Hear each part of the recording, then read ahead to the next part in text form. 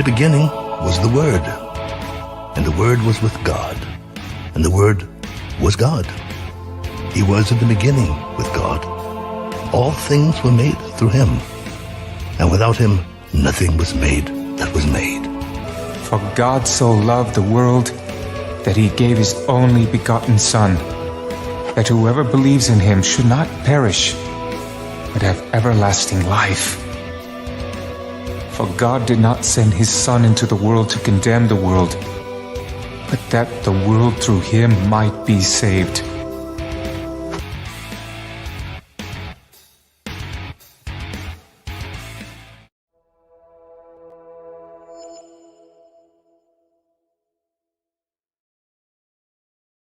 Hello and welcome to the show.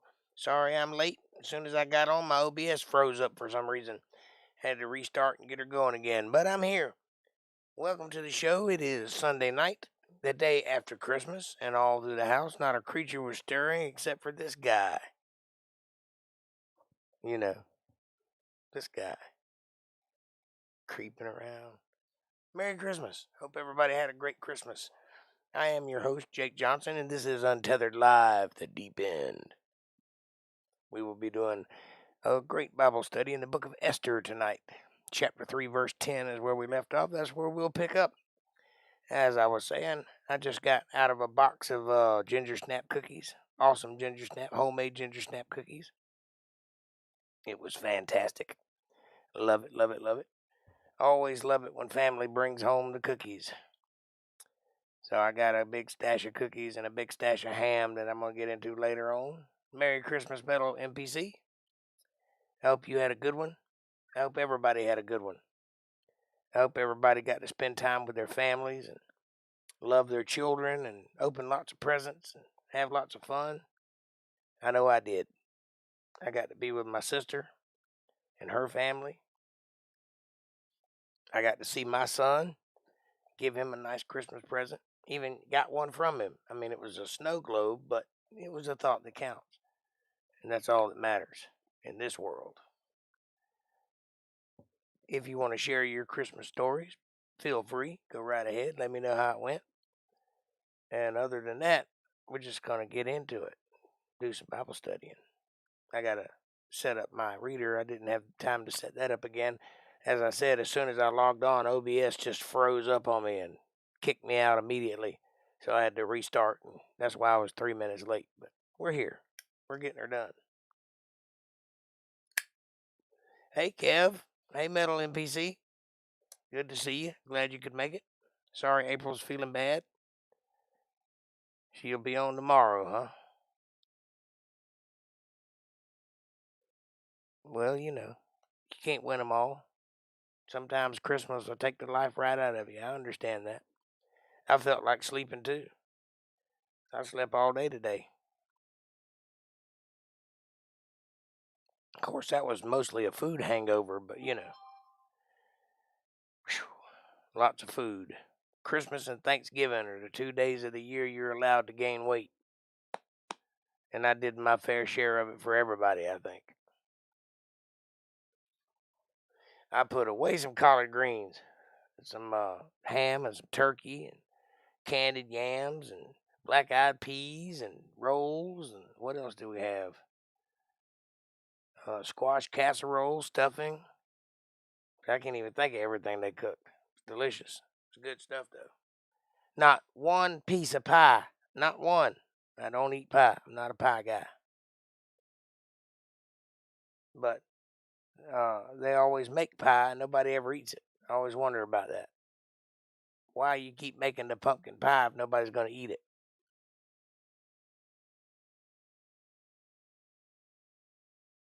Now, if you made a cake, I'd tear into that. That'd be good. I like cake. I don't like pie. It's too rich. You ever see that French's commercial in the 80s where they're trying to put the mustard on the sandwich and the sandwich is going, mm-mm, mm-mm. That's how I feel when I try to put pie in my mouth. It's too rich.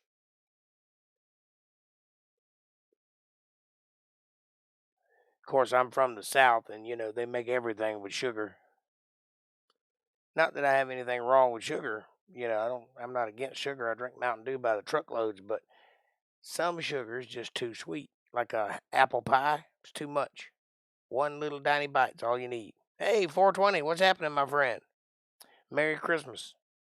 I hope you had a great one.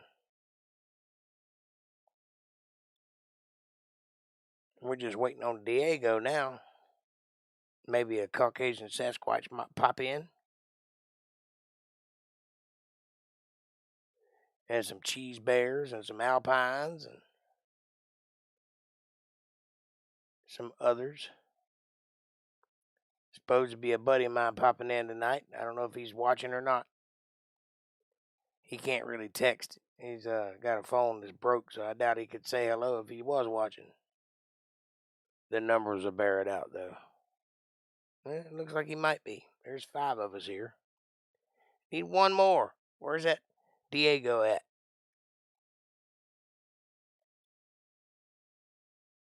I'm always trying to push for one more.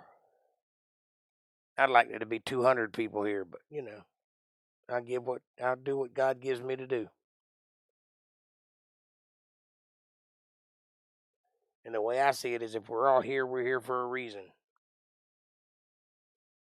This is the place we're supposed to be. And I've always lived my life that way. Wherever you are, that's the place you're supposed to be. Make good of it. Make use of it. Do something. Merry Christmas, says 420. Well, Merry Christmas back at you, my brother. I hope you had a great Christmas. I said that already. I feel like I'm repeating myself. But I do feel that way, so obviously it was true then, it's true now. Make good on your situation, that's what I was saying. Wherever you are, whatever position you find yourself in life, whatever time of day or night it is, always try to do something with that situation. Don't just let it waste. Don't just let it languish. Make good of your situation, because you're only here once. You only get this opportunity once, and every single thing you do, every time you do it, is the only time you'll ever get to do it. Even if you've did it 10 times before, you may not get another chance. So use it. Use it wisely. That's my New Year's resolution. Make good on every situation. Never say no. Say yes to everything. You'll be surprised how far that'll take you in life. Just saying yes. Just being available. Just being willing to entertain the possibility of whatever's coming without turning it down. There's a lot of that in the world. A lot of people don't have time for things. Make time. Do something. Do something different. See where it takes you. You might be surprised. You might surprise yourself. There's my Diego. Merry Christmas, Diego. Feliz Navidad. And all those other words.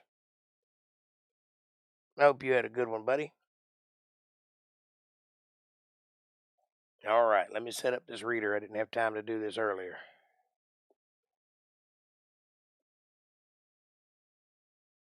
Feliz Navidad.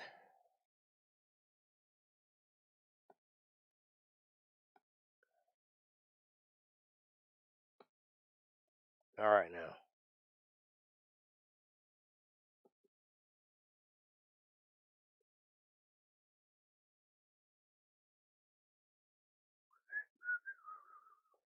Give me just a second.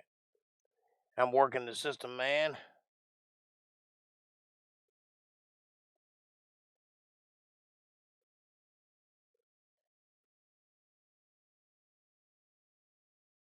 It's not showing up. Hang on. Hey, you stop that. We don't need any of that in here.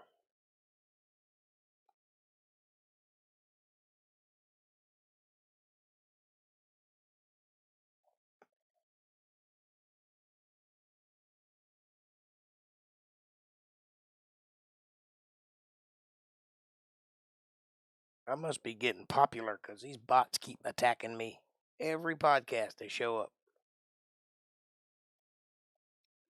I don't even know what a Vasphtech is. Nor do I care to know.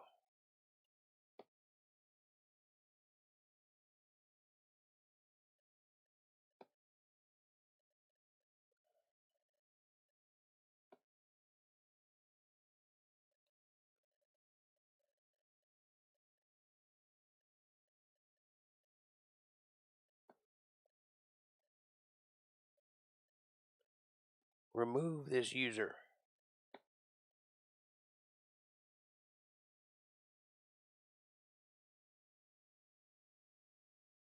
All right. Some words. All right. We're in Esther, the book of Esther, not Ezra, Esther. Chapter 3, verse 10 is where we're going to start at. For whatever reason, I did not highlight it last time, but I've highlighted it now.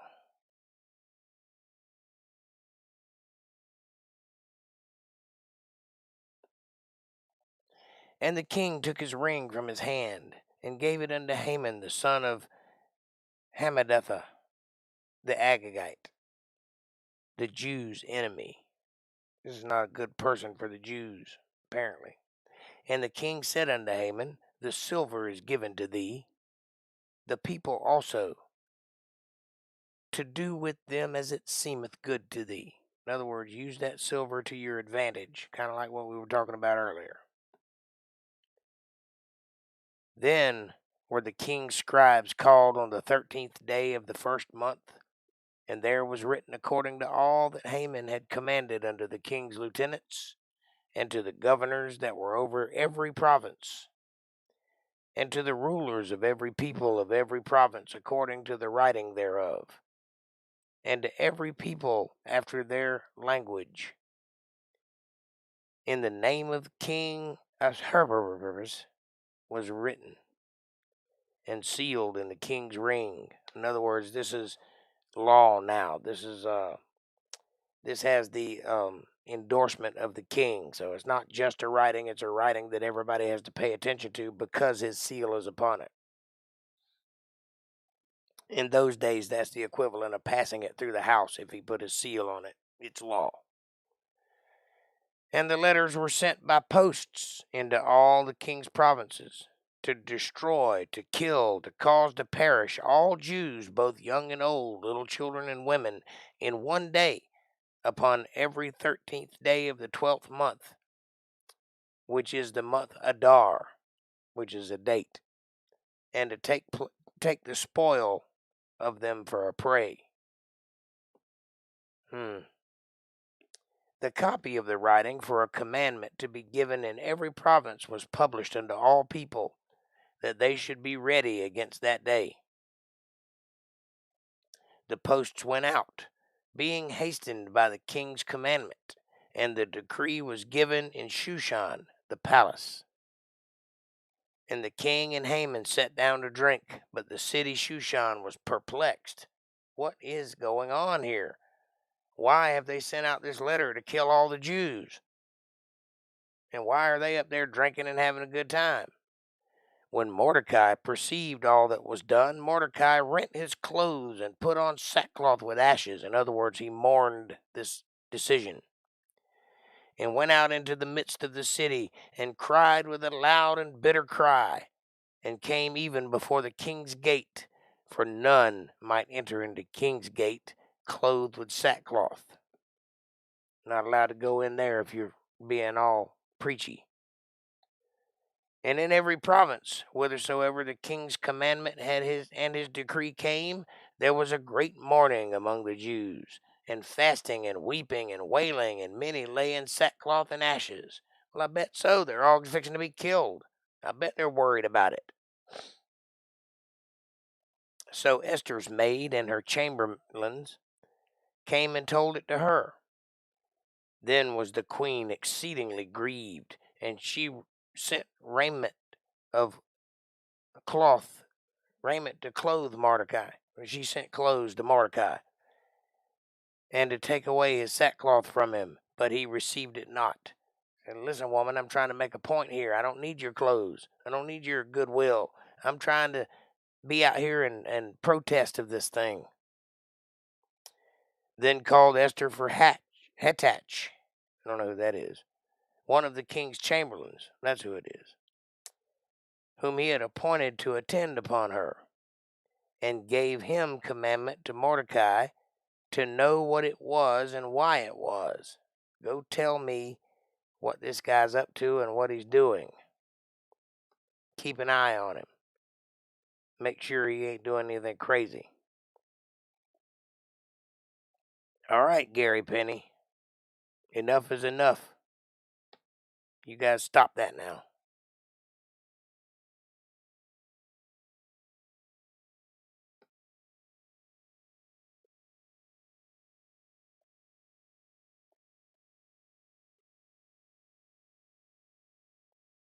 So Hattach went forth to Mordecai unto the street of the city, which was before the king's gate.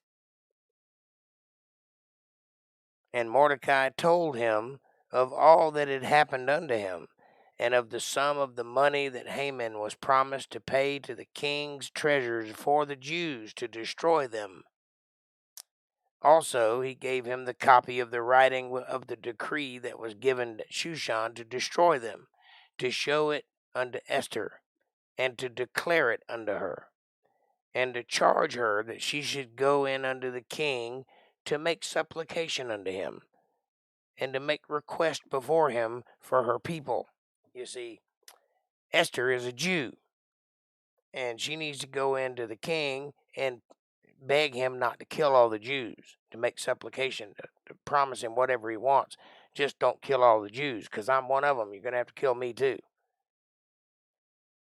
So in that sense, Mordecai has every right to be protesting this decree and this order. And it's good that he's got an in into the king's chamber with Esther. But I don't know if it's going to make any difference or not, because when rulers get it in their minds to do things, they tend to do it without your permission or care. And Hattach came and told Esther the words of Mordecai. Again Esther spake unto Hattach, and gave him commandment unto Mordecai. All the king's servants and the people of the king's provinces do know that whatsoever, whether a man or woman,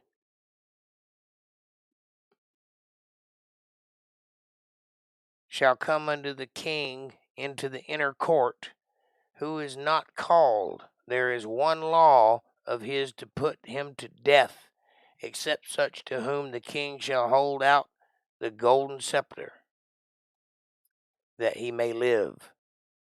But I have not been called to come in unto the king these 30 days. So in other words, nobody's allowed to approach the king unless he invites them with holding out the golden scepter. And she hasn't been called to him for 30 days, which means she doesn't actually have audience with the king. So that might not be a good thing for them. And they told to Mordecai Esther's words. Then Mordecai commanded to answer Esther, think not with thyself that thou shalt escape in the king's house more than all the Jews. Don't think of yourself, because you're not going to be killed because you live with the king. Think about all your people. For if thou altogether holdest thy peace at this time, then shall their enlargement and deliverance arise to the Jews from another place. But thou and thy father's house shall be destroyed. And who knoweth whether thou art come to the kingdom for such a time as this? Then Esther bade them return Mordecai this answer. Go, gather together all the Jews that are present in Shushan, and fast ye for me. Neither eat nor drink 3 days, night or day. I also and my maids will fast likewise, and so will I go in unto the king, which is not according to the law, and if I perish, I perish. So in other words, she's going to go whether she's called or not, and if he kills her, he kills her. But fast and pray that this will work. So Mordecai went his way, and did according to all that Esther had commanded him. Now it came to pass on the 3rd day that Esther put on her royal apparel, and stood in the inner court of the king's house over against the king's house. And the king sat upon his royal throne in the royal house over against the gate of the house. And it was so, when the king saw Esther the queen standing in the court, that she obtained favor in his sight. He thought she looked good. And the king held out to Esther the golden scepter that was in his hand. So Esther drew near and touched the top of the scepter, and then the king said unto her, What wilt thou? What do you want, Esther? Queen Esther, what is your request here? What is thy request? It shall be even given thee to half of the kingdom. I'll give you anything you want, honey. Even half the kingdom. Just ask. And Esther answered, If it seem good unto the king, let the king and Haman come this day unto the banquet that I have prepared for him. Then the king said, Cause Haman to make haste, that he may do as Esther hath said. So the king and Haman came to the banquet that Esther had prepared. And the king said unto Esther at the banquet of wine, What is thy petition? What are you getting at here? Why are you being so nice? And it shall be granted thee. And what is thy request? Even to half the kingdom it shall be performed. Honey, I want to get in those drawers so bad. You just tell me what you want and I'll do it. I'll even give you half the kingdom for God's sakes.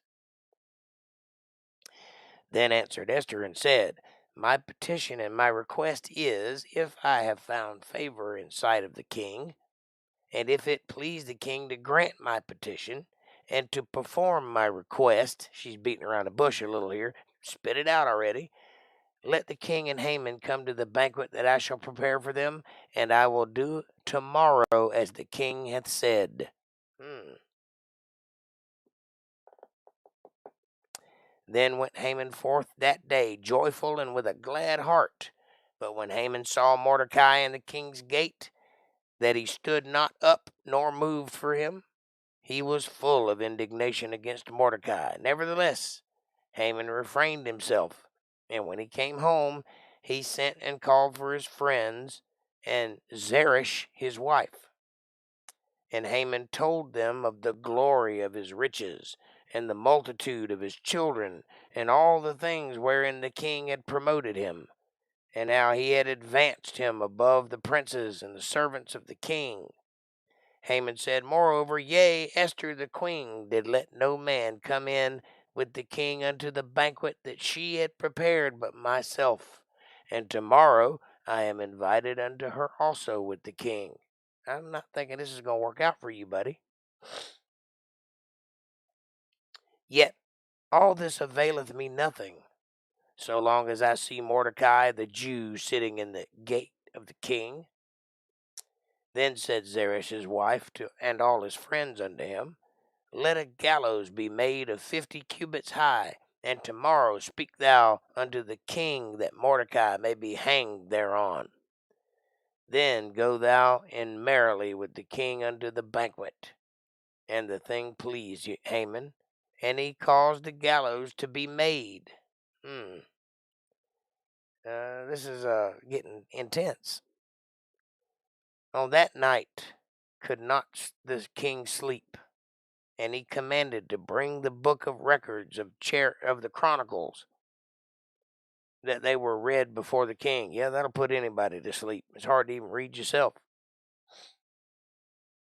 And it was found written that Mordecai had told of Bigthana and Teresh, 2 of the king's chamberlains, the keepers of the door, who sought to lay hands on the king Ahasuerus.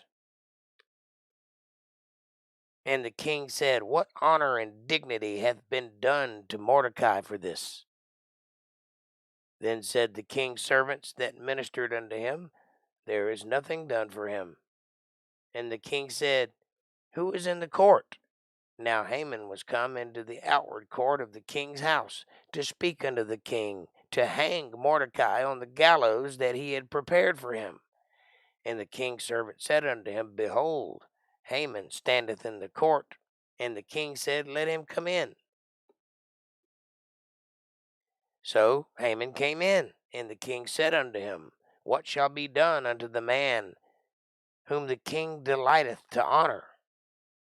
Now Haman thought in his heart, To whom would the king delight to do honor more than myself? Yeah, that's what Haman thought. And Haman answered the king, For the man whom the king delighteth to honor, let the royal apparel be brought, which the king useth to wear. In other words, let me put on the king's robes. You see, you think he's talking about him. He's not. Let the royal apparel be brought which the king useth to wear, and the horse that the king rideth upon, and the crown royal which is set upon his head, and let this apparel and horse be delivered to the hand of the one the king's most noble princes, delivered by the hand of one of the king's noble princes, that they may array the man with all whom the king delighteth to honor, and bring him on horseback throughout the streets of the city, and proclaim before him, Thus shall it be done to the man whom the king delighteth to honor. Because he thinks he's talking about him. What an arrogant asshole. Then the king said to Haman, Make haste, take the apparel and the horse, as thou hast said, and do even so to Mordecai the Jew that sitteth at the king's gate. Let nothing fail of all that thou hast spoken. Dun, dun, dun. That is not what Haman thought he was going to hear. Then took Haman the apparel and the horse, and arrayed Mordecai, and brought him on horseback through the streets of the city, and proclaimed before him, Thus shall it be done unto the man whom the king delighteth to honor. And Mordecai came again to the king's gate, but Haman hasted to his house mourning. He was terrified. He was heartbroken, and having his head covered. I bet you were embarrassed. Having to do that yourself to the guy you were talking about killing? Yeah. And Haman told Zeresh his wife and all his friends everything that had befallen him. Then said his wise men and Zeresh his wife unto him, If Mordecai be of the seed of the Jews, before whom thou hast begun to fall, thou shalt not prevail against him, but shalt surely fall before him. Now they're just feeding into his ego what he thinks he needs to hear. And while they were yet talking with him, the king's chamberlains and hasted to bring Haman unto the banquet that Esther had prepared. So the king and Haman came to the banquet with Esther the queen. And the king said again unto Esther on the second day at the banquet of wine, What is thy petition, Queen Esther? And it shall be granted thee. And what is thy request? And it shall be performed. Even to the half of the kingdom, he said it 3 times now. Then Esther the queen answered and said, If I have found favor in thy sight, O king, and if it please the king, let my life be given me at my petition, and my people at my request. For we are sold, and I and my people,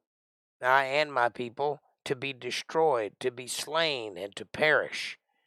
But if we had been sold for bondmen and bondwomen, I had held my tongue, although the enemy could not countervail the king's damage. If we were made slaves, I would have said nothing, but you mean to destroy us all, and I can't abide by that. So, how about do that? And then the king Ahasuerus answered and said unto Esther, the queen, Who is he, and where is he, that dost presume in his heart to do so? And Esther said, The adversary and the enemy is this wicked Haman. Then Haman was afraid before the king and the queen. Oh, yeah. You got it coming, Haman. You shouldn't be trying to decree to have all the Jews destroyed. This never works for anybody, by the way. Leave the Jews alone. Even if they are annoying, let them be. God chose them for a reason. And the king, arising from the banquet of wine with wrath, went into the palace garden, and Haman stood up to make request for his life to Esther the queen, for he saw that there was evil determined against him by the king. Oh, so now you're going to beg Esther for your life when you were just talking about killing somebody that was of her people a minute ago. Okay. Then the king returned out of the palace garden into the place of the banquet of wine. And Haman was fallen upon the bed whereon Esther was. Then said the king, will he force the queen also before me in this house? Are you going to rape her too while I'm not looking? As the word went out of the king's mouth, they covered Haman's face. Ruh-roh. And Harbonah, one of the chamberlains, said before the king, behold also the gallows 50 cubits high, which Haman had made for Mordecai, who spoken good for the king, standeth in the house of Haman. Then the king said, hang him thereon. So Haman built his own gallows and didn't even realize it. So they hanged Haman on the gallows that he had prepared for Mordecai. That was the king's wrath pacified. Well, I guess you got to do what you got to do, but save for the Jews, bad day for Haman. And on that day did the king Ahasuerus give the house of Haman, the Jews' enemy, unto Esther the queen. And Mordecai came before the king, for Esther had told what he was unto her. Apparently they're related. And the king took off his ring, which he had taken from Haman, and gave it unto Mordecai. And Esther set Mordecai over the house of Haman. Nice. Got a little promotion out of it.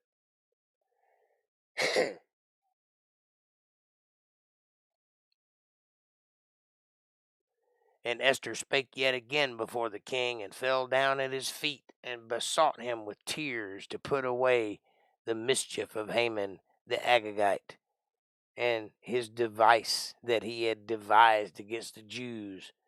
Then the king held out the golden scepter towards Esther. So Esther arose and stood before the king, and said, if it please the king, and if I have favor in his sight, and the thing seem right before the king, and I be pleasing in his eyes, in other words, if I look good to him, let it be written to reverse the letters devised by Haman the son of Hammedatha the Agagite, which he wrote to destroy the Jews which are in all the king's provinces.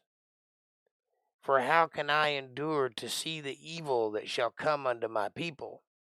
Or how can I endure to see the destruction of my kindred? Then the king Ahasuerus, whatever his name is, said unto Esther the queen, and to Mordecai the Jew, behold, I have given Esther the house of Haman, and him they have hanged upon the gallows, because he laid his hands upon the Jews.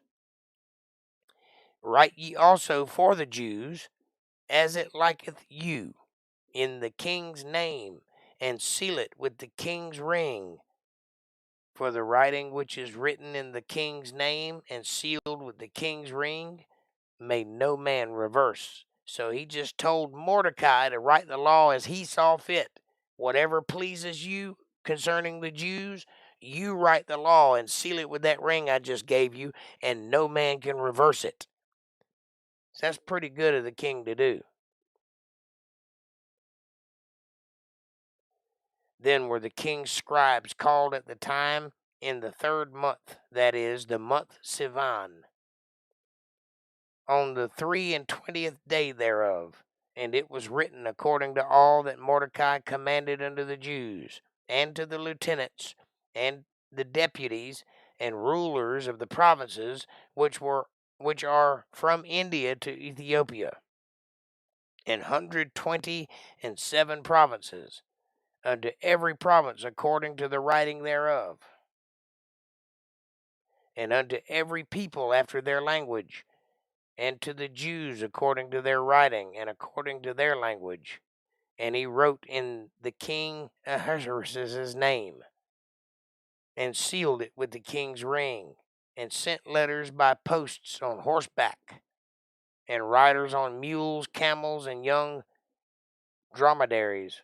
Don't know what a dromedary is, but I'm guessing it's smaller than a mule or a camel. wherein the king granted the Jews which are in every city to gather themselves together and to stand for their life, to destroy, to slay, and to cause to perish all the powers of the people and provinces that would assault them, both little ones and women, and to take the spoil of them for a prey upon one day in all the provinces of the king Ahasuerus' name, upon the 13th day of the 12th month, which is the month Adar. So they reversed that and made it in favor of the Jews instead of in favor of the king's provinces. Same thing, though. One day a year they get to go spoil. The copy of the writing for a commandment to be given in every province was published unto all people, and that the Jews should be ready against that day to avenge themselves on their enemies. So the posts that rode upon mules and camels went out, being hastened and pressed on by the king's commandment, and the decree was given at Shushan the palace.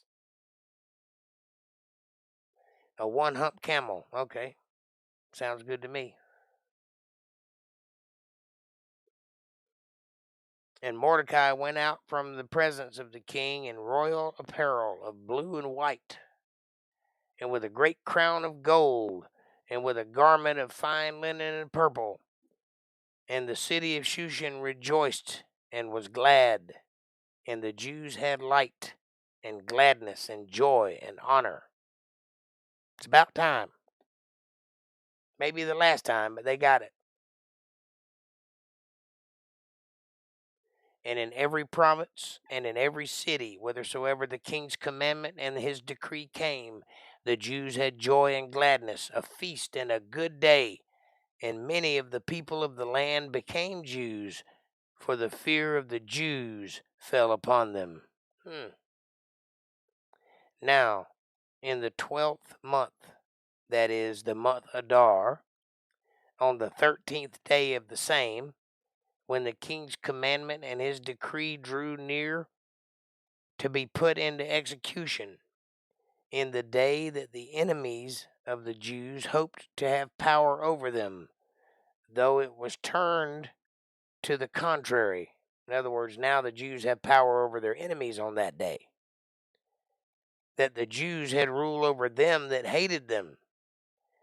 Then the Jews gathered themselves together in their cities throughout all the provinces of the king Ahasuerus to lay hand on such as sought their hurt, and no man could withstand them, for the fear of them fell upon all the people.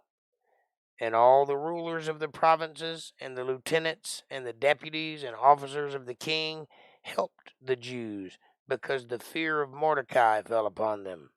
For Mordecai was great in the king's house, and his fame went out throughout all the provinces. For this man Mordecai waxed greater and greater.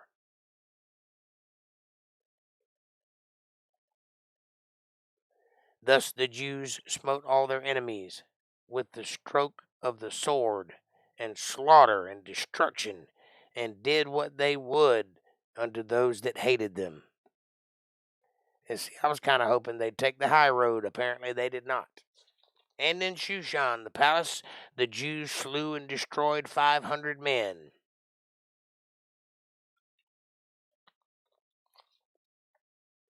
And Parshandatha, and in Dalphon, and in Aspatha,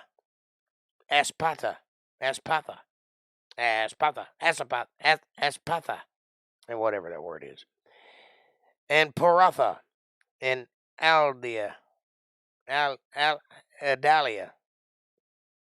and Aridatha, and Parmashata, and Arisai, and Aridai, and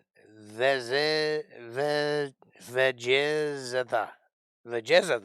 I don't want to know what they make in that city. Then 10 sons of Haman, the son of Hammedatha, the enemy of the Jews, slew they, but on the spoil laid they not their hand. They killed all the people but didn't take any of their money. Imagine that. On that day, the number of those that were slain in Shushan, the palace, was brought before the king. And the king said unto Esther the queen, the Jews have slain and destroyed 500 men in Shushan the palace, and the 10 sons of Haman. What have they done in the rest of the king's provinces? Now what is thy petition? And it shall be granted thee. Or what is thy request further? And it shall be done. Then said Esther, if it pleases the king, let it be granted to the Jews which are in Shushan to do tomorrow also according unto this day's decree. And let Haman's 10 sons be hanged upon the gallows. And the king commanded it so be done.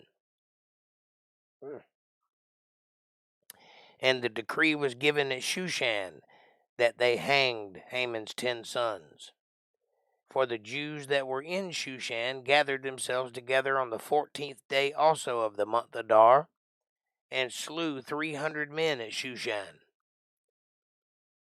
But on the prey they laid not their hands. So they just wanted the revenge. They didn't care anything about making any money. They didn't care anything about spoiling their cattle. They just killed the people. Done. But the other Jews that were in the king's province gathered themselves together and stood for their lives and the rest from their enemies, and slew of their foes 75,000. But they laid not their hands on the prey. On the 13th day of the month Adar, and on the 14th day of the same rested they, and made it a day of feasting and gladness. But the Jews that were at Shushan assembled together on the 13th day thereof, and on the 14th day thereof, and on the 15th day of the same they rested, and made it a day of feasting and gladness. So they got one extra day. Therefore the Jews of the villages that dwelt in the unwalled towns made the 14th day of the month Adar a day of gladness and feasting, and a good day, and of sending portions one to another. And Mordecai wrote these things, and sent letters unto all the Jews that were in all the provinces of the king Ahasuerus, both near and far, to establish this among them, that they should keep the 14th day of the month Adar and the 15th day of the same yearly, as the days wherein the Jews rested from their enemies, and the month which was turned unto them from sorrow to joy, and from mourning into a good day, that they should make them days of feasting and joy, and of sending portions one to another, and gifts to the poor. And that is the origin of Christmas, ladies and gentlemen. I don't know if it is or not, but that's what they did. And the Jews undertook to do as they had begun, and as Mordecai had written unto them, because Haman, the son of Hammedatha, the Agagite, the enemy of all the Jews, had devised against the Jews to destroy them, and had cast pur, that is, the lot, to consume them, and to destroy them. But when Esther came before the king, he commanded by letters that his wicked device, which he devised against the Jews, should return upon his own head, and that he and his sons should be hanged on the gallows. Wherefore they called these days Purim, or the day of the lot, as it were, after the name of Pur. Therefore all the words of this letter, and of that which they had seen concerning this matter, and which had come unto them, the Jews ordained, and took upon them, and upon their seed, and upon all, that was weird, and upon all such as joined themselves unto them, so as it should not fail, that they would keep these 2 days according to their writing and according to their appointed time every year, and that these days should be remembered and kept throughout every generation, every family, every province, and every city, that these days of Purim should not fail from among the Jews, nor the memorial of them perish from their seed.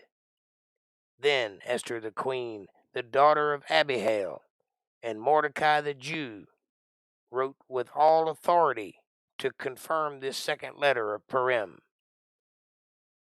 And he sent the letters unto all the Jews, to the 127 provinces of the kingdoms of Ahasuerus,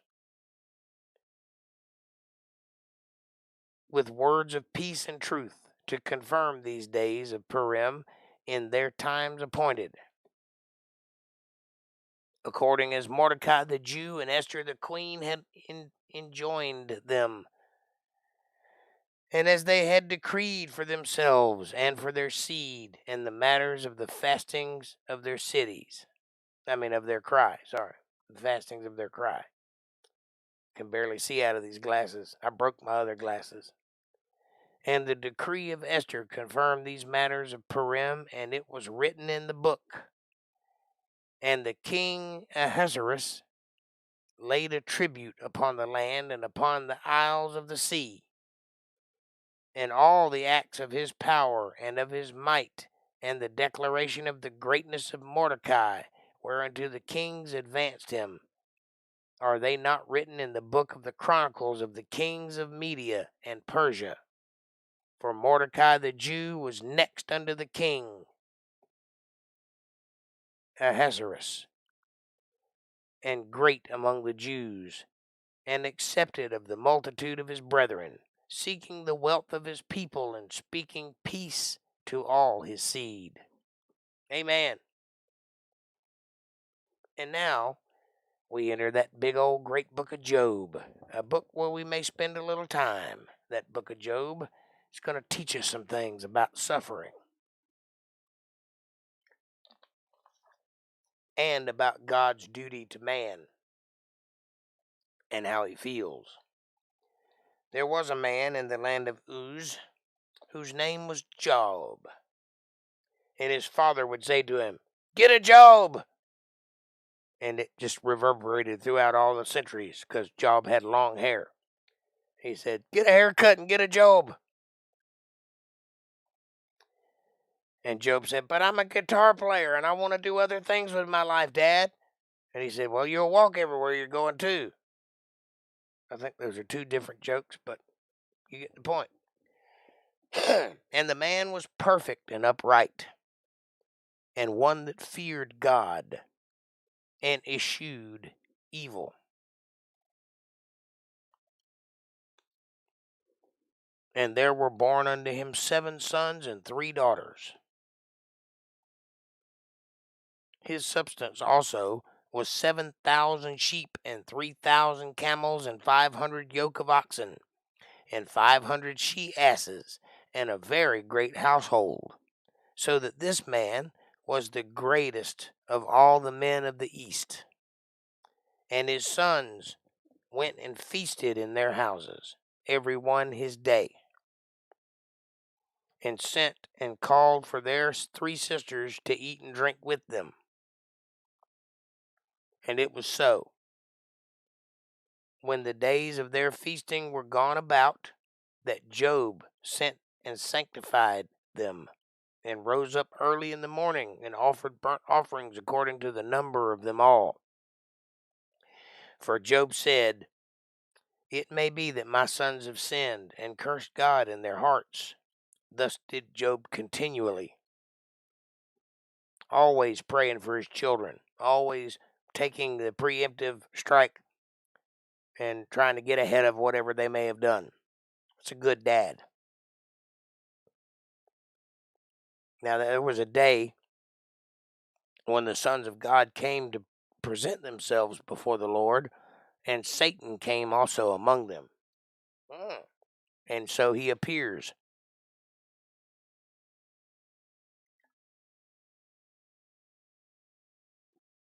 Remember how he acted in the Garden of Eden? Watch and see what he does here. Note in your hearts, every time Satan appears in the Bible, it's because God is trying to enact a plan, and Satan appears to interrupt that plan or to thwart it in some manner, to make it go off the rails. And then God will do it, whatever it takes to get the train back on the rails. Sometimes that takes a while. God always succeeds, though, even when Satan tries. So here he goes. And the Lord said unto Satan, Whence comest thou? Where'd you come from? Now, I want you to pay close attention to what's happening here. The Lord is in heaven, and Satan just appears in heaven, in the throne room where God sits. Nobody freaks out. Nobody stops him. The Lord says, What are you doing here? Does this not concern you? Does this not go against what you've been taught about the relationship of God and Satan? How is he allowed in the throne room? Could it be because he belongs there? Because there's no reason for him to not be there? Could it be that he's there already? Oh, well, I have some things to say about that. And the Lord said unto Satan, Whence comest thou? Then answered Satan to the Lord and said, From going to and fro in the earth, and from walking up and down in it. In other words, I've been busy traveling the earth and messing about, doing things, stuff. And the Lord said unto Satan, Hast thou considered my servant Job, that there is none like him in the earth, a perfect and upright man, one that feareth God, and escheweth evil? And then Satan answered and said, Doth Job fear God for naught? Hast not thou made an hedge about him, and about his house, and about all that he hath on every side? That thou hast blessed the work of his hands, and his substance is increased in the land? What do you mean, have I considered Job? Aren't you protecting that man from everything that comes his way? Aren't you blessing him and making sure that he increases in everything that he does? How should I consider Job when you got your hand on him? You really want to test? Take your hand off of him and let me have my way with him. Then we'll see what kind of man he is. That's what's going on here. But put forth thine hand now, and touch all that he hath, and he will curse thee to thy face. Put forth thy hand, meaning let me, being your hand, have my way with him. Is that what he's saying? Yes, it is. And the Lord said unto Satan, Behold, all that he hath is in thy power. Only upon himself put not forth thine hand. So Satan went forth from the presence of the Lord. So God says to Satan, You want to test? You want to find out what kind of man I have? Fine. I'll take my hands off of him. The only thing is, you can't hurt him. You can do anything you want to him, but don't touch one hair on his head. He is not to die from anything you do, but you can do everything else. Now, if you've ever been in a spiritual battle, then you know that Satan will attack everything around you, but leave you alone.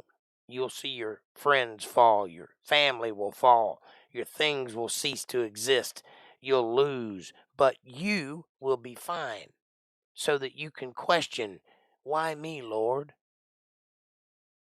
Because Satan doesn't want to hurt you. He wants to hurt your faith in God. You understand? He likes you. He wants to keep you, but he wants to destroy your faith in God. So he will attack the things that you love, attack the things that you have faith in, the things that you find comfort in. And those things will hurt you, but they won't kill you. But they'll hurt. They'll make you wish you were dead.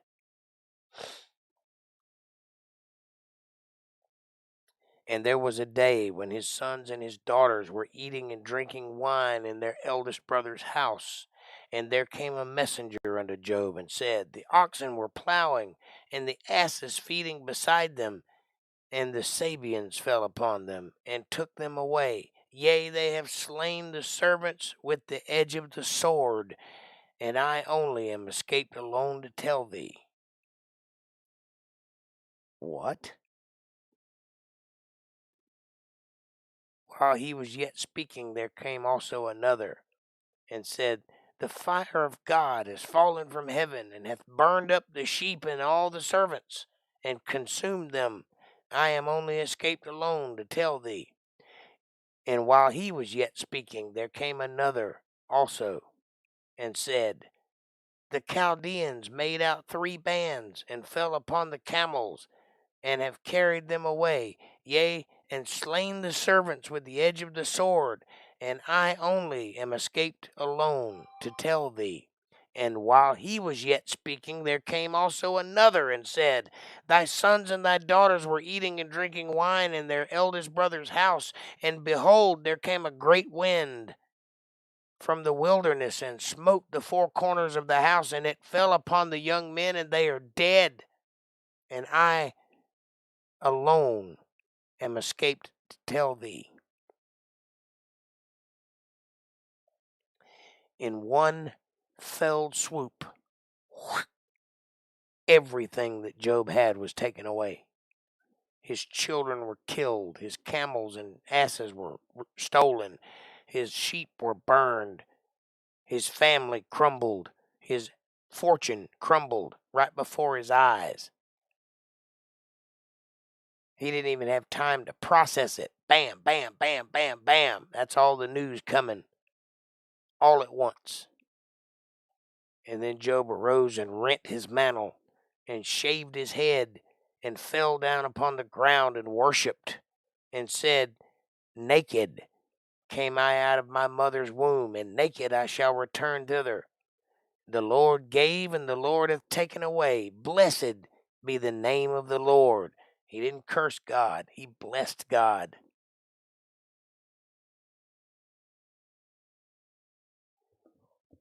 That's what kind of man Job was. Even in his most painful moment, he blessed God because he knows that God has his back. In all this, Job sinned not, nor charged God foolishly. You did this to me, God. Why did you let this happen, God? He didn't do that. My family should be off limits, God. I worship you. I'll do anything you ask of me. But my kids, come on. That's got to be off limits. No, it's not. The Lord giveth and the Lord taketh away. And more often than not, this world is hateful. And it will chew you up and spit you out. And there's nothing you can do to stop it. No matter what kind of power you have, you are powerless to the turning of this earth. And sometimes it sucks. But it's not God that did it. In this case, it was the devil that did it. God just presented his man and said, look, this man is pure. I know him to be pure. I know his heart. And Satan says, oh, yeah, well, I'll see about that. It's not God that did it. God didn't goad Satan into attacking Job. Satan took it upon himself to attack Job. God just spoke up for him. And look what Job did. Even in his time of desperate need, he blessed God. He didn't sin. He didn't foolishly charge God. There was a day when the sons of God came to present themselves before the Lord, and Satan came also among them to present himself before the Lord. The sons of God, that being the angels of God. Satan is one of those angels, which is why he was there. And the Lord said unto Satan, From whence comest thou? And Satan answered the Lord and said, From going to and fro in the earth, and from walking up and down it. And the Lord said unto Satan, Have you considered my servant Job? Is this in here twice?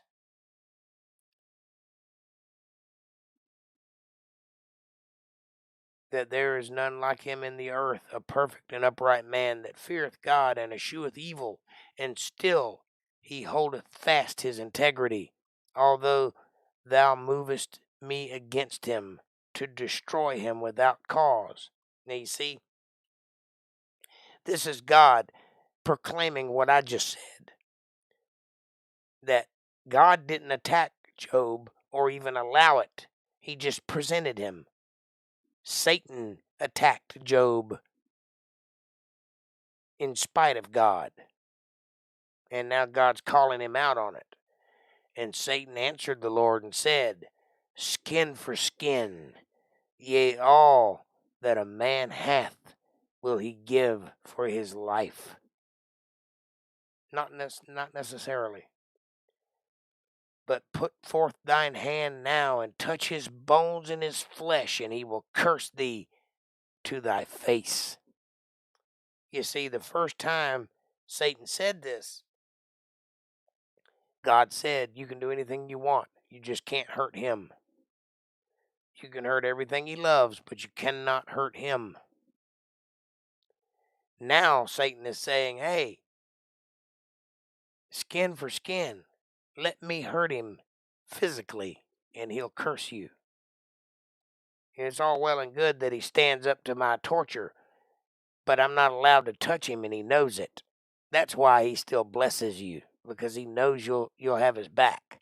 Let me hurt him physically, and let's see how he says then.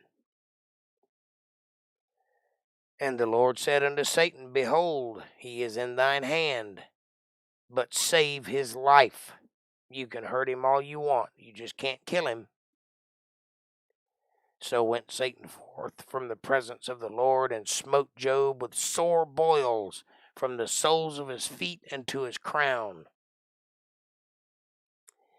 And he took him a potsherd to scrape himself withal, and he sat down among the ashes.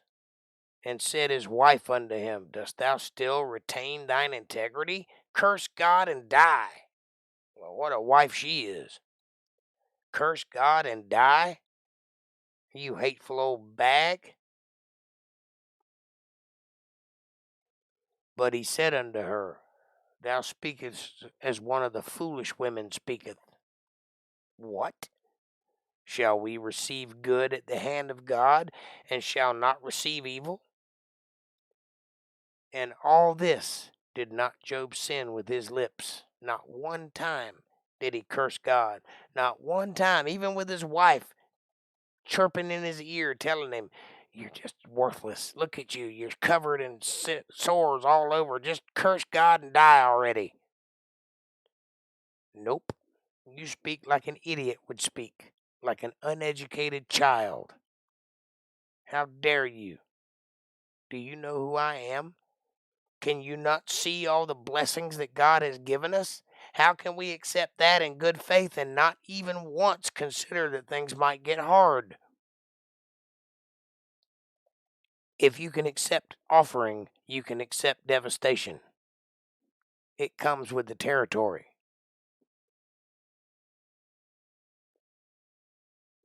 Now, when Job's 3 friends heard of all this evil that was come upon him, they came every one from his own place.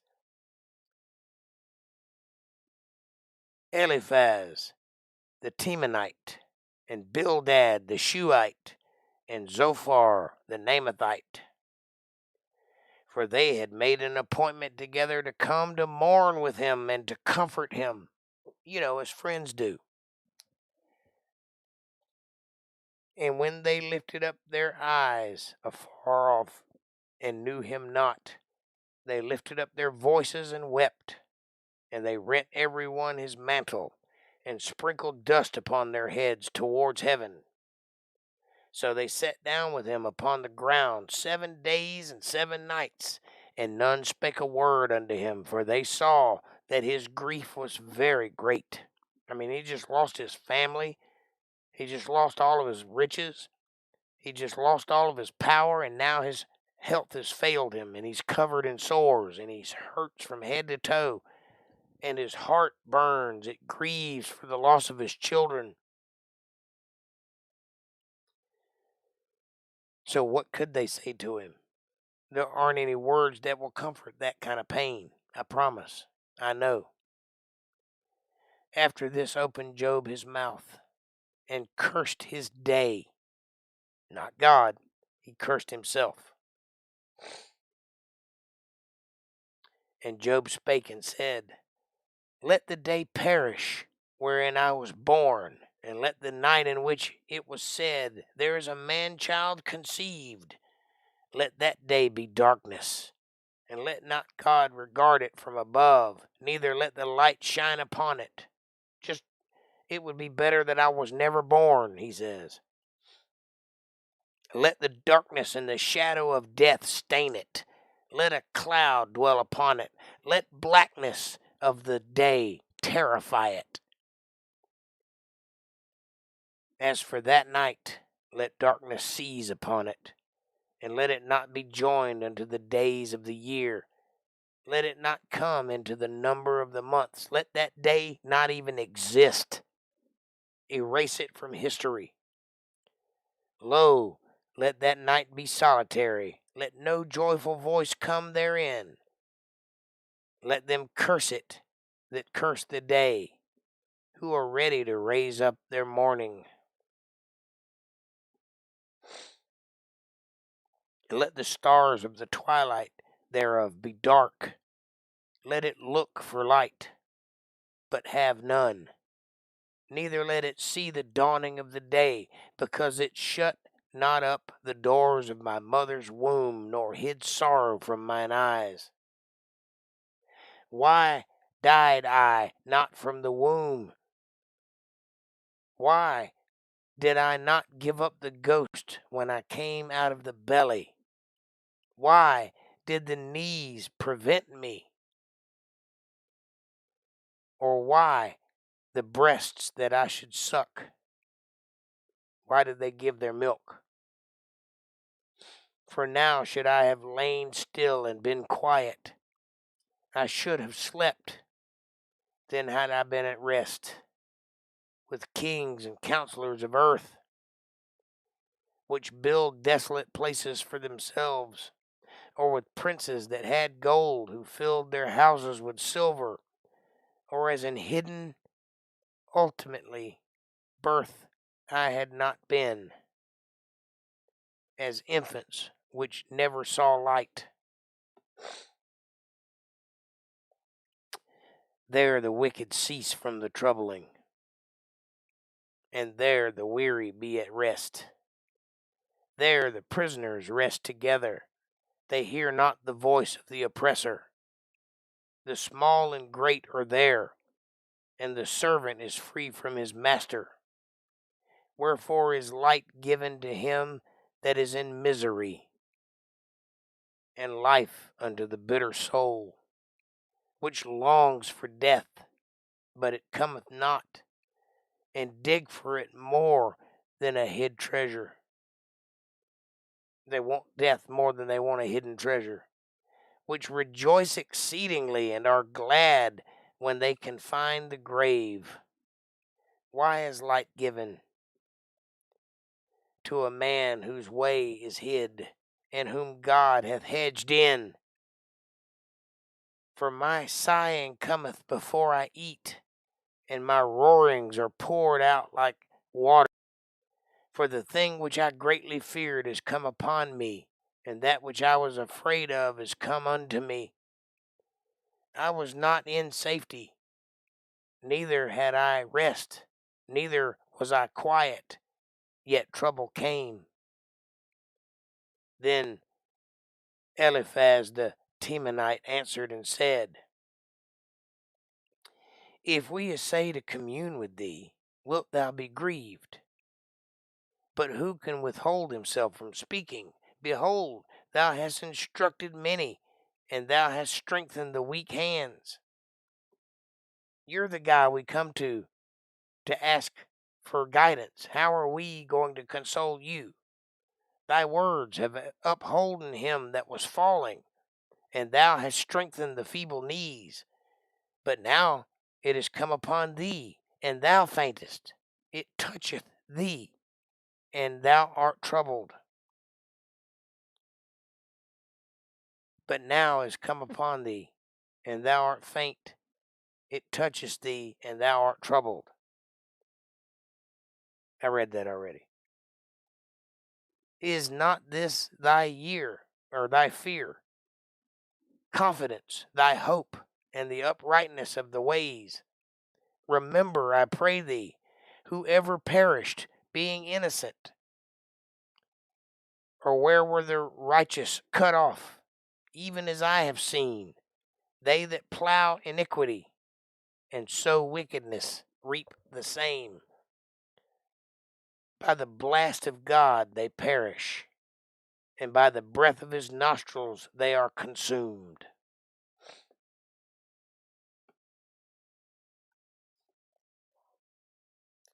The roaring of the lion, and the voice of the fierce lion, and the teeth of the young lions are broken. The old lion perisheth for lack of prey, and the stout lion's whelps are scattered abroad.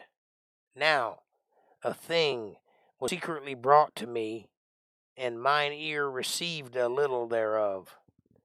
In thoughts from the visions of the night, when deep sleep falleth on men, fear came upon me and trembling, which made all my bones to shake. Then a spirit passed before my face, and the hair on my flesh stood up. It stood still, but I could not discern the form thereof. That was the devil. An image was before mine eyes. There was silence, and I heard a voice saying, Shall mortal men be more just than God? Shall a man be more pure than his Maker? Behold, he put no trust in his servants, and his angels he charged with folly. How much less in them that dwell in the house of clay? That's your body, by the way, the house of clay. He's saying he charged the angels with folly. How much more folly is he given to those who dwell in the house of clay, whose foundation is the dust, which are crushed before the moth? They are destroyed from morning to evening. They perish forever without any regarding it. Doth not their excellency which is in them go away? They die even without wisdom. Call now, if there be any that will answer thee. And to which of the saints wilt thou return? Or wilt thou turn? Who are you going to turn to? For wrath killeth the foolish man, and envy slayeth the silly one. I have seen the foolish taken root, but suddenly I cursed his habitation. His children are far from safety, and they are crushed in the gate. Neither is there any to deliver them, whose harvest the hungry eateth up, and taketh it even out of the thorns, and the robber swalloweth up their substance. Although affliction cometh not forth of the dust, neither doth trouble spring out of the ground, yet man is born unto trouble, as the sparks fly upwards. I would seek unto God, and unto God would I commit my cause, which doth great things and unsearchable, marvelous things, without number, who giveth rain upon the earth and sendeth waters upon the fields, to set up on high those that be low, and that those which mourn may be exalted to safety. He disappointeth the devices of the crafty, so that their hands cannot perform their enterprise. He taketh the wise into their own craftiness, and the counsel of the froward is carried headlong, or the depressed. Froward is low in mind, depressed. They meet with the darkness in the daytime, and grope in the noonday as in the night. But he saveth the poor from the sword, and from their mouth, and from the hand of the mighty. So the poor hath hope, and iniquity stoppeth her mouth. Behold, happy is the man whom God correcteth. Therefore despise not thou the chastening of the Almighty. For he maketh sore, and bindeth up. He woundeth, and his hands make whole. He shall deliver thee in 6 troubles. Yea, in 7 there shall no evil touch thee. In famine he shall redeem thee from death, and in war from the power of the sword. Thou shalt be hid from the scourge of the tongue, neither shalt thou be afraid of destruction when it cometh. At destruction and famine thou shalt laugh, neither shalt thou be afraid of the beasts of the earth. For thou shalt be in league with the stones of the field, and the beasts of the field shall be at peace with thee. And thou shalt know that thy tabernacle shall be in peace. That's your soul. And thou shalt visit thy habitation, and shalt not sin. Thou shalt know also that thy seed shall be great, and thine offspring as the grass of the earth. Thou shalt come to thy grave in a full age, like as a shock of corn, or a shuck if you're from the south, cometh in his season. Lo, this, we have searched it, so it is. Hear it, and know thou it for thy good. But Job answered and said, Oh, that my grief were thoroughly weighed, and my calamity laid in the balances together. For now it would be heavier than the sand of the sea. Therefore my words are swallowed up. I don't have words to express what I feel. For the arrows of the Almighty are within me, the poison whereof drinketh up my spirit. The terrors of God do set themselves in array against me. Doth the wild ass bay when he hath grass? Or loweth the ox cover his fodder? Can that which is unsavory be eaten without salt?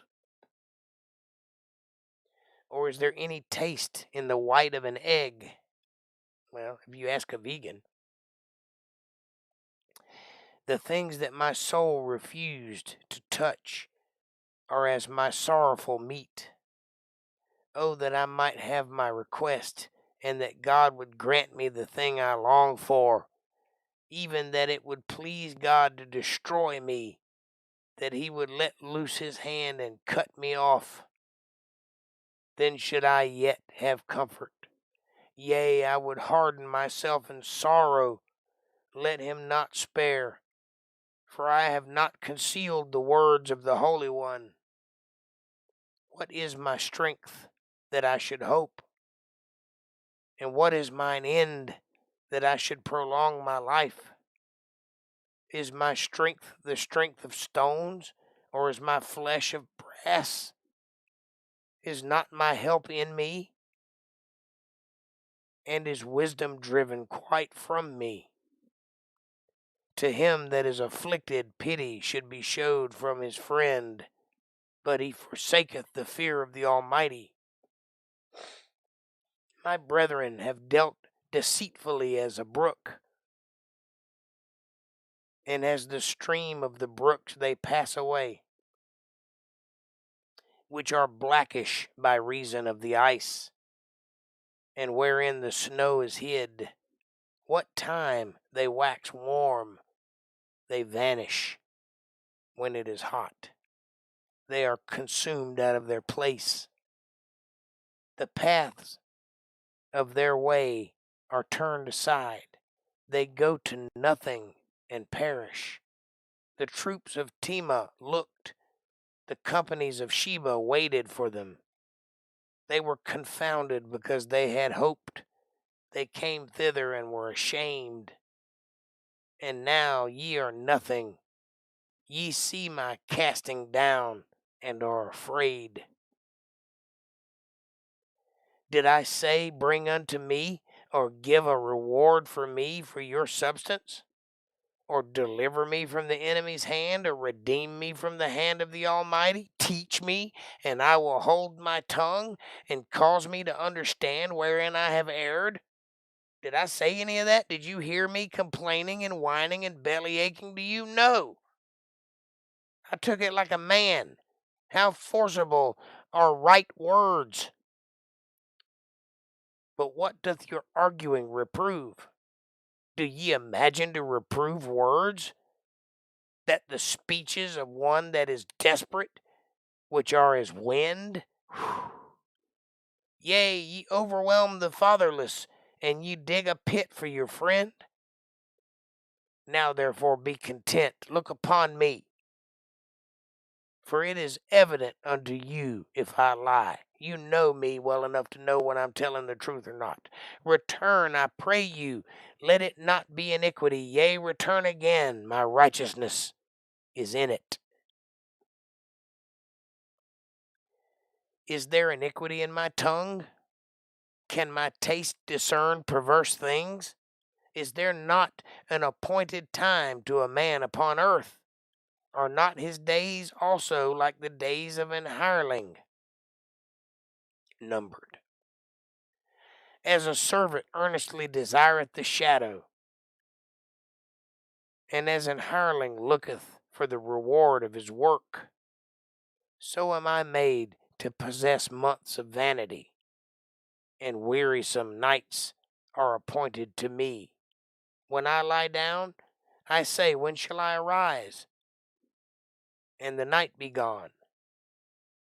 And I am full of tossings to and fro unto the dawning of the day. My flesh is clothed with worms and clods of dust. My skin is broken and become loathsome. My days are swifter than a weaver's shuttle, and are spent without hope. Oh, remember that my life is wind. Mine eyes shall no more see good. The eye of him that hath seen me shall see me no more. Thine eyes are upon me, and I am not. You're looking right at me, and I'm not here anymore. My life couldn't get any harder, couldn't get any worse. As a cloud is consumed and vanisheth away, so he that goeth down to the grave shall come up no more. He shall return no more to his house, neither shall his place know him any more. Therefore I will not refrain my mouth. I will speak the anguish of my spirit. I will complain in the bitterness of my soul. I am a sea, or am I a sea, or a whale? What thou settest a watch over me. Am I the thing you should be looking at? When I say, my bed shall comfort me, my couch shall ease my complaints, then thou scareth with me dreams, and terrifiest me throughout visions, so that my soul chooseth strangling, and death rather than life. I loathe it. I would not live always. Let me alone, for my days are vanity. What is man that thou shouldest magnify him, and that thou shouldest set thine heart upon him, and that thou should visit him every morning, and try him every moment? How long wilt thou not depart from me, nor let me alone till I swallow down my spittle, and have sinned? I have sinned. What shall I do unto thee, O thou preservers? This is my own fault. See, Job is thinking, He deserves this punishment in some way. He doesn't really know what he did, but he knows he must have did something. So he sees it that way, and he sees that his days are done. This is the end of Job's life as far as he's concerned. He wants people to just let him alone and let him die in peace. Stop pestering me. Stop trying to preserve me. I'm done. Just leave me be. Let me swallow my spit and go on out. That's what he's saying here. I, for one, know exactly what he feels.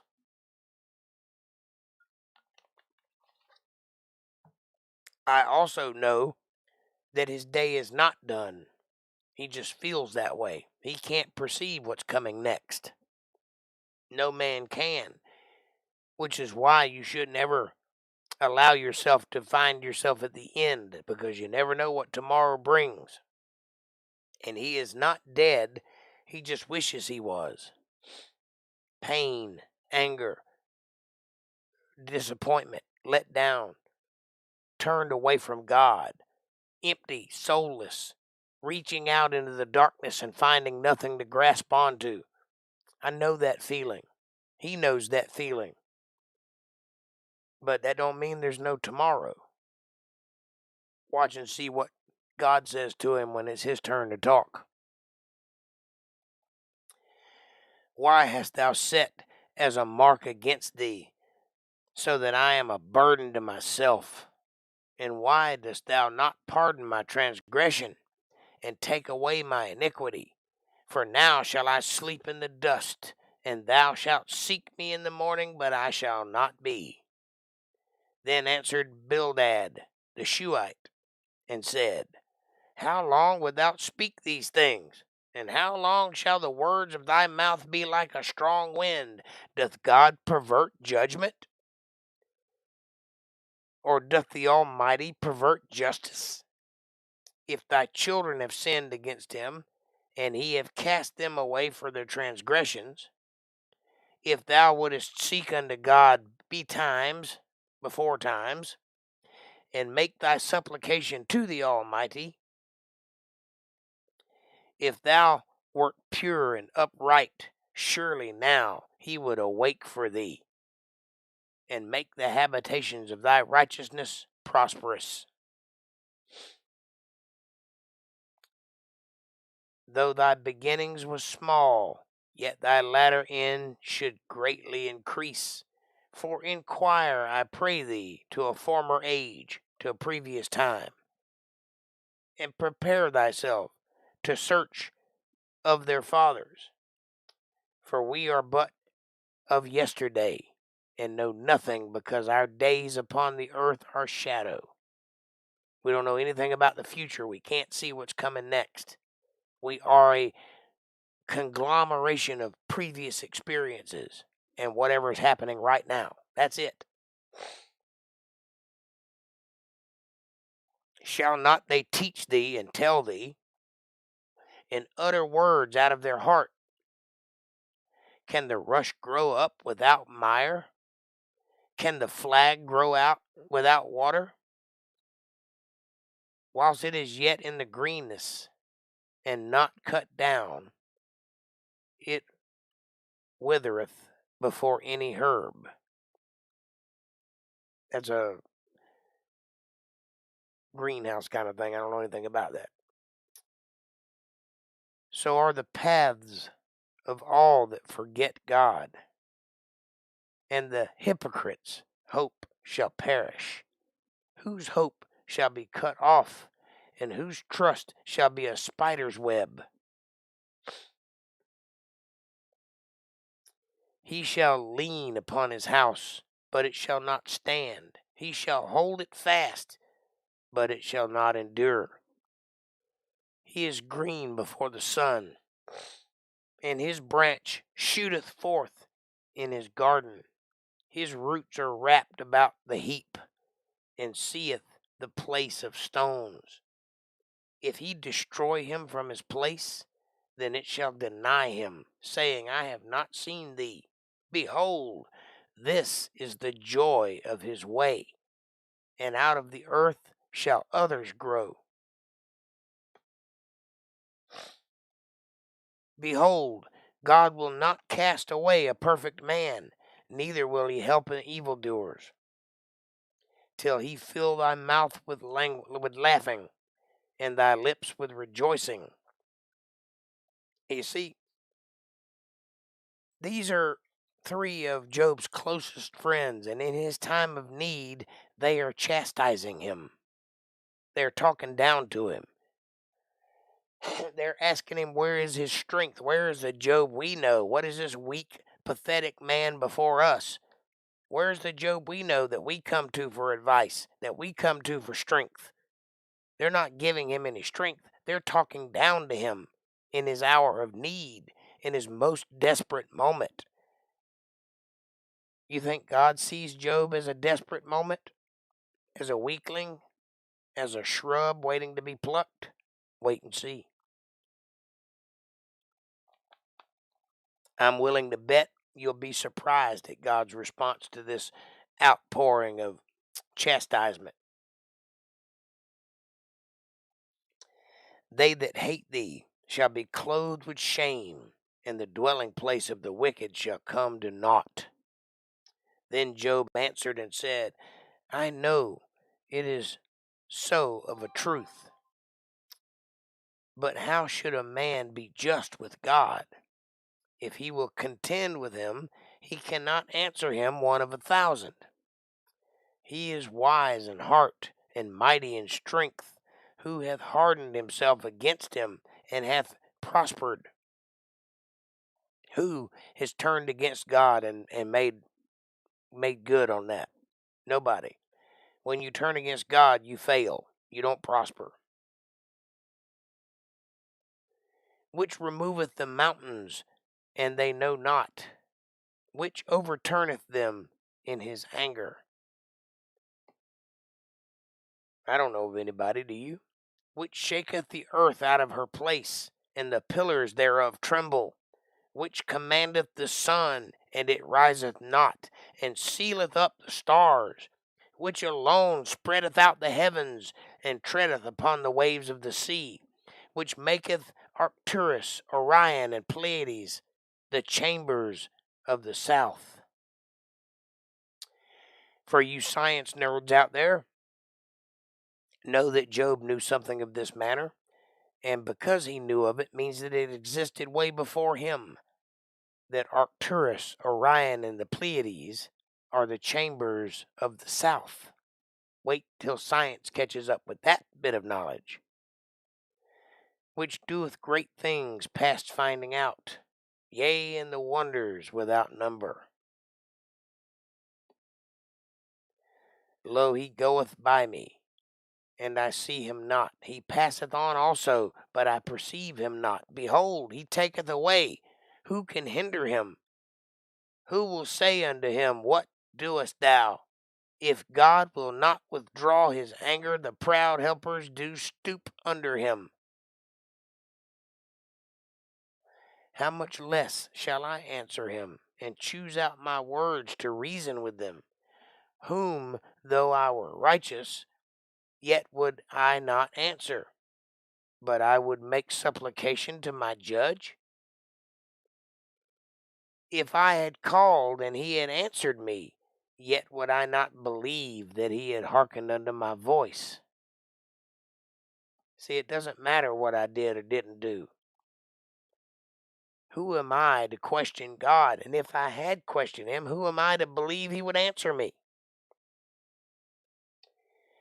For he heareth me for he breaketh me with a tempest.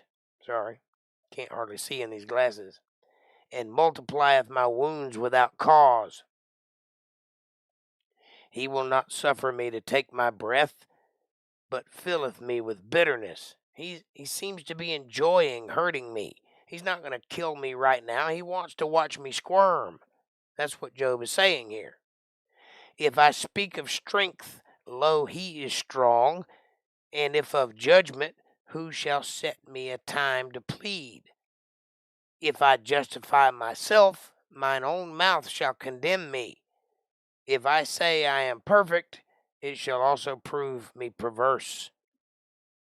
Though I were perfect, yet would I not know my soul. I would despise my life. This is one thing, therefore I said it.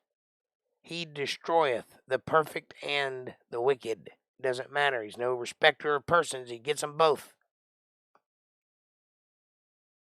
If the scourge slay suddenly, he will laugh at the trial of the innocent.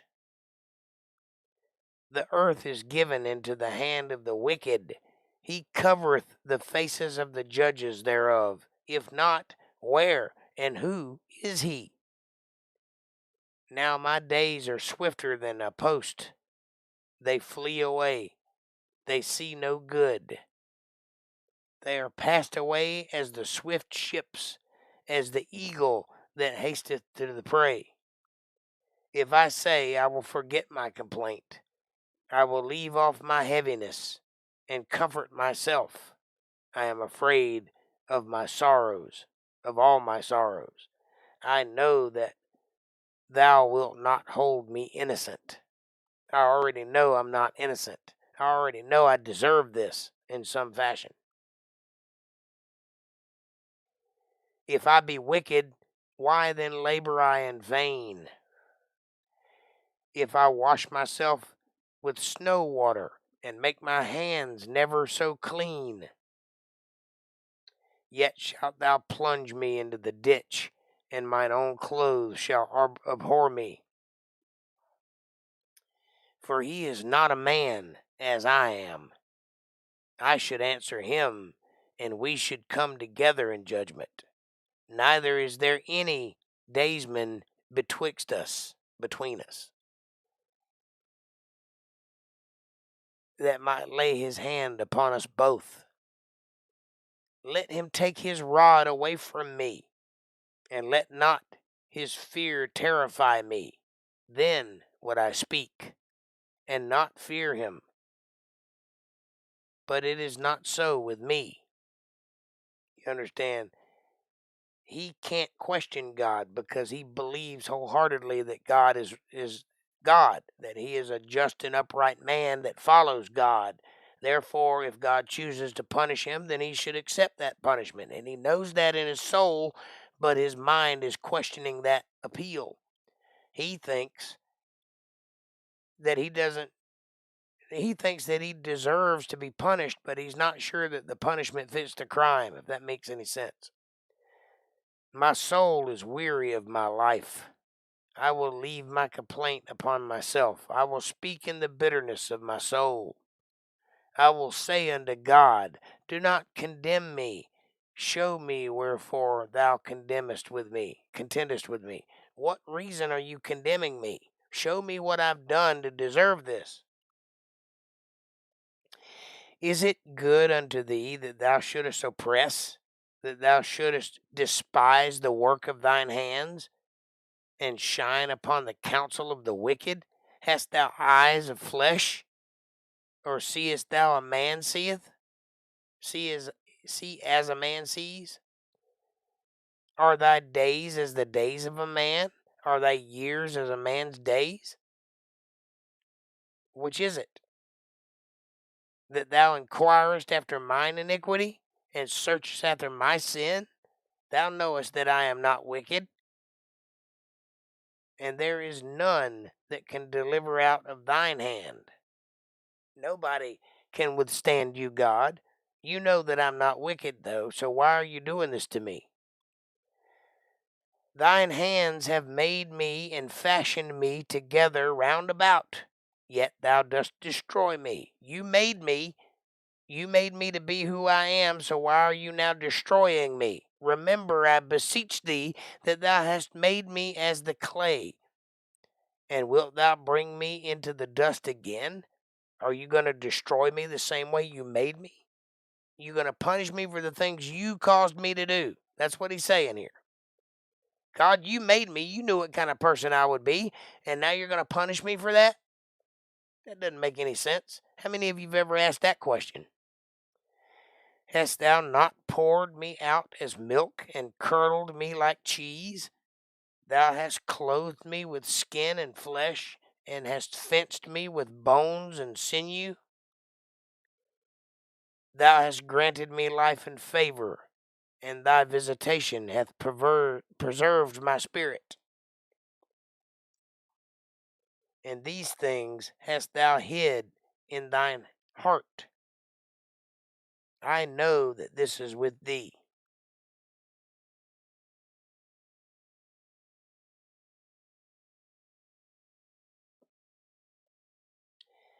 If I sin, then thou markest me.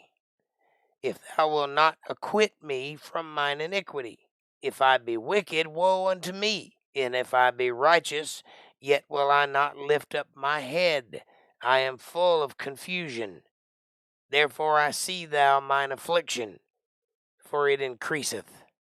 Thou huntest me as a fierce lion, and again thou showest thyself marvelous upon me.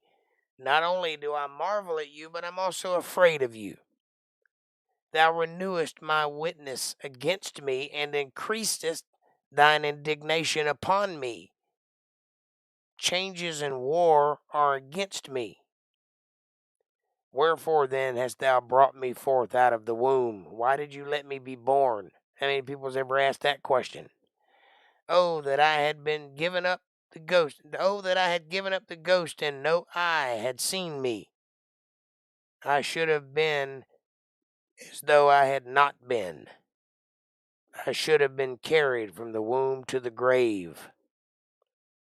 Why even let me be born to have to go through this? If you can see everything, God, and you know the future of everybody, why let me endure this? You know what this is doing to my soul.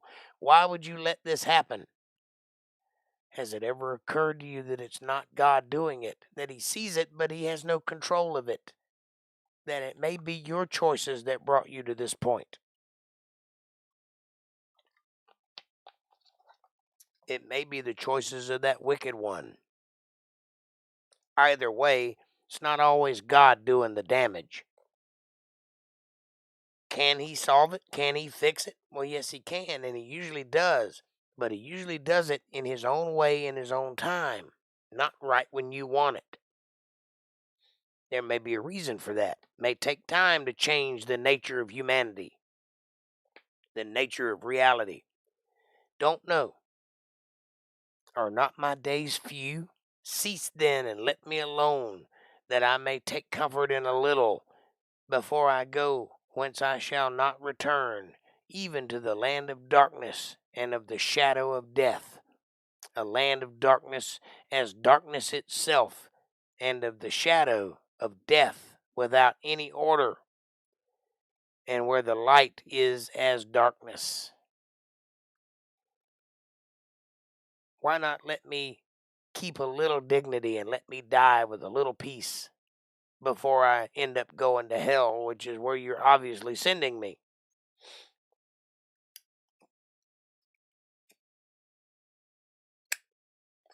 Why make me suffer to the bitter end? Just let me die now. Just leave me alone. Then answered Zophar the Naamathite, and said, Should not the multitude of words be answered? And should a man full of talk be justified? Should thy lies make men hold their peace? When thou mockest, shall no man make thee ashamed? For thou hast said, My doctrine is pure, and I am clean in thine eyes. But oh, that God would speak and open his lips against thee, that he would show thee the secrets of wisdom, that they are double to that which is. Know therefore that God exacteth of thee less than thine iniquity deserveth. Canst thou by searching find out God? Canst thou find out the Almighty unto perfection? It is as high as heaven. What canst thou do deeper than hell? What canst thou know? The measure thereof is longer than the earth. and broader than the sea. And if he cut off and shut up or gather together, then who can hinder him? For he knoweth vain men, he seeketh wickedness also. Will he not then consider it? For vain men would be wise, though man be born like a wild ass colt.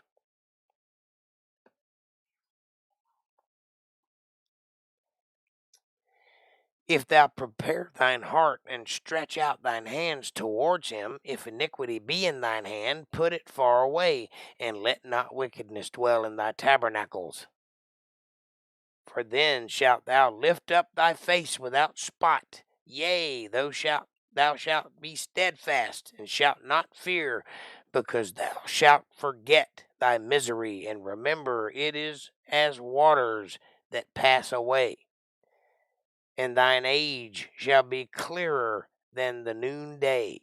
Thou shalt shine forth. Thou shalt be as the morning. This guy is blowing smoke is what he's doing. Thou shalt be secure, because there is hope. Yea, thou shalt dig about thee, and thou shalt take thy rest in safety, and thou shalt lie down. Dig a hole and lay in it, is what he's saying. And none shall make thee afraid. Yea, many shall make suit unto thee. But the eyes of the wicked shall fail, and they shall not escape, and their hope shall be as the giving up of the ghost. And Job answered and said, No doubt, but ye are the people, and wisdom shall die with you. But I have understanding as well as you. I am not inferior to you. Yea, who knoweth not such things as these? I am as one mocked of his neighbor, who calleth upon God, and he answereth him. The just upright man is laughed to scorn. He that is ready to slip with his feet is as a lamp despised in the thought of him that is at ease.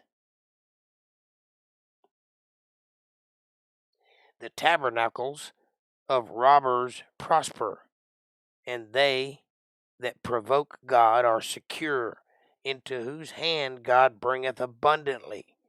But ask now the beasts, and they shall teach thee, and the fowls of the air, and they shall tell thee, or speak to the earth, and it shall teach thee, and the fishes of the sea shall declare unto thee. Who knoweth not in all these that the hand of the Lord hath wrought this?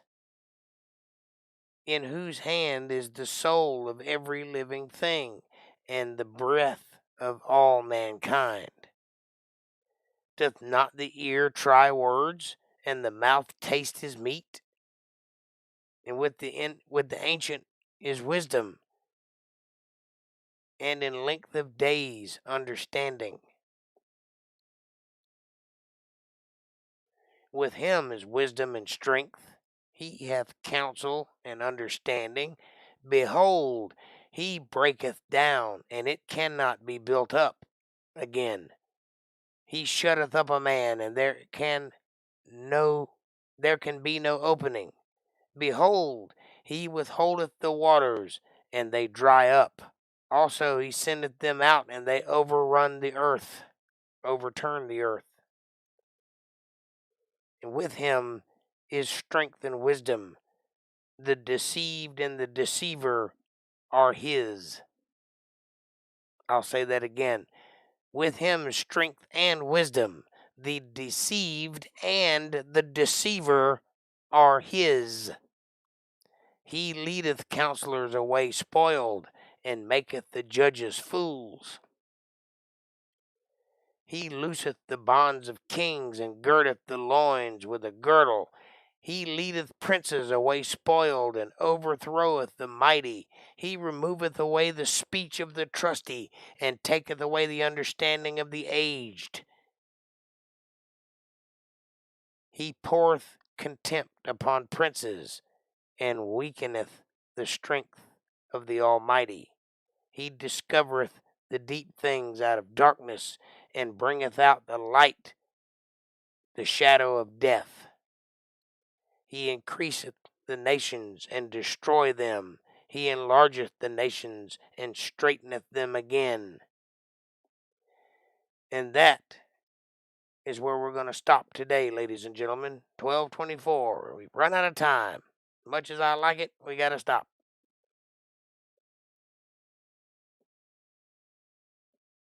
All right. I hope you got something out of that. I hope you learned something interesting. Uh-oh. I think we may have lost. Am I still here? Am I still alive? Somebody say something in my chat.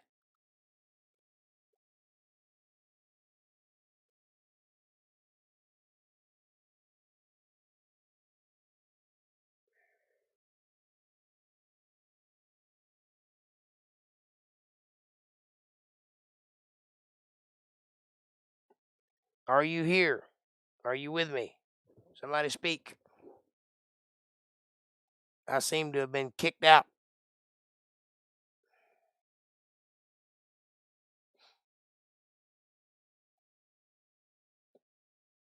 Hello, hello, hello.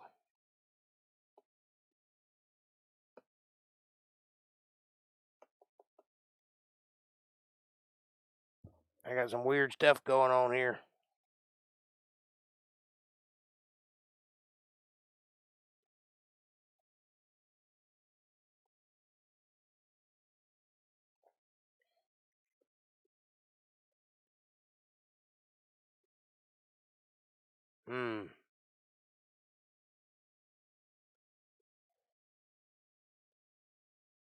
Well, I guess if nobody's going to talk, I'm going to assume that I've been kicked out, and I will end this video. We'll pick up tomorrow. For some reason, my YouTube Creator Studio has disappeared. There it goes. Maybe.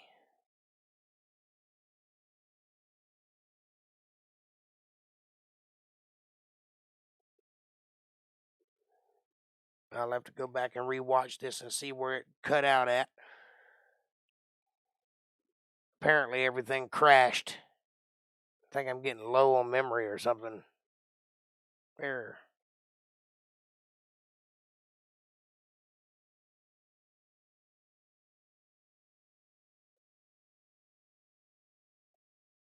Okay.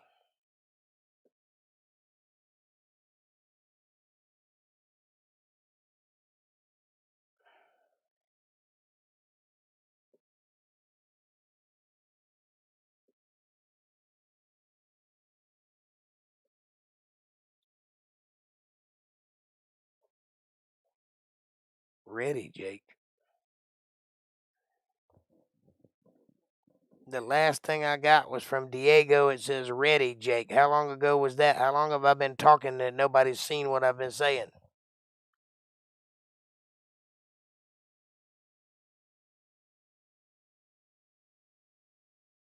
Is there anybody here still? There. Okay, 420's here. How long have I been cut off? I just realized that I was not broadcasting.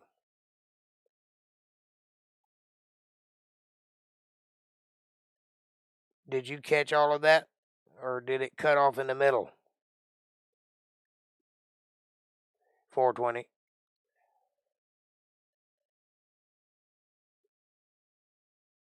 Everything of mine just kind of crashed here all of a sudden. You're on the phone and can't hear me.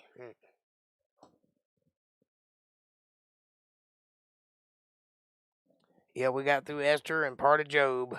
I guess I'll start back a little early tomorrow and try to catch what I missed tonight.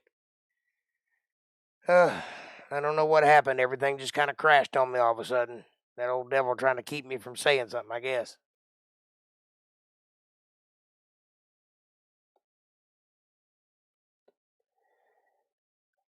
All right, folks.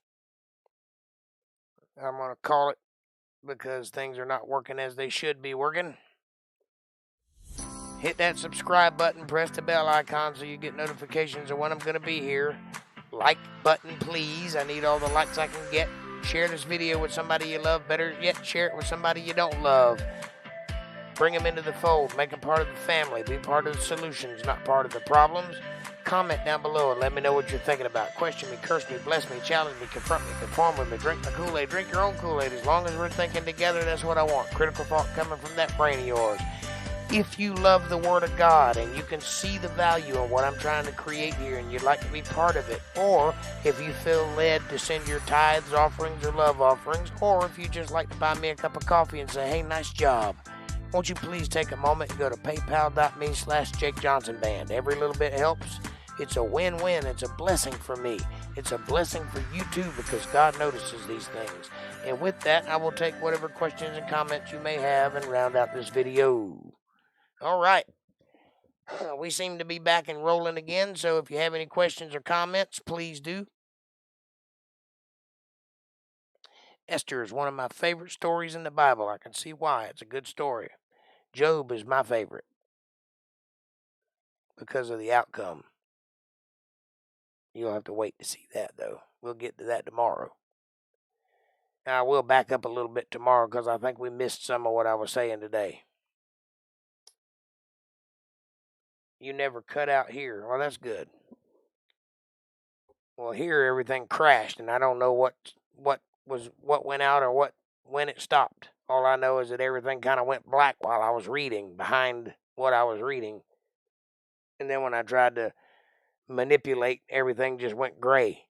And I had to wait until it refreshed before I could move again. So I don't know what missed and what not. But I'll back up a few scriptures.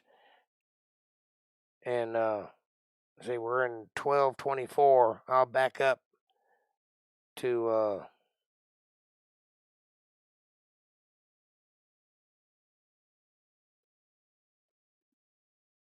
12:1. That should be plenty.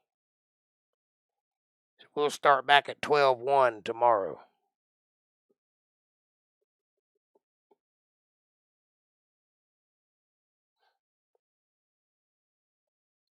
And then finish out Job. Trust me when I tell you this is an intense story and an intense book, but it has a great outcome.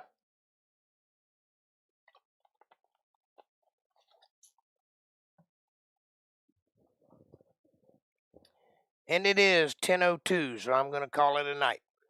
Thank you guys so much for hanging out with me tonight and putting up with my lagging and carrying on. It's about time for me to get a new computer. I enjoyed it tonight. I hope you enjoyed it as much as I did. I hope you learned something.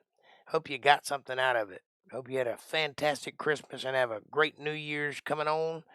I will see you guys tomorrow at 8:30 sharp, where we will continue this discussion and get through this book. And Heenan did get what he deserved. You're absolutely right, Diego. And so will the leftists. Stay on that track. You got it. Have a great night, ladies and gentlemen. Thank you so much for watching. I enjoyed you. I enjoy being here with you. I enjoy reading to you. And thank you for hanging out and being part of this, something special for me. Have a good night, and thanks for watching.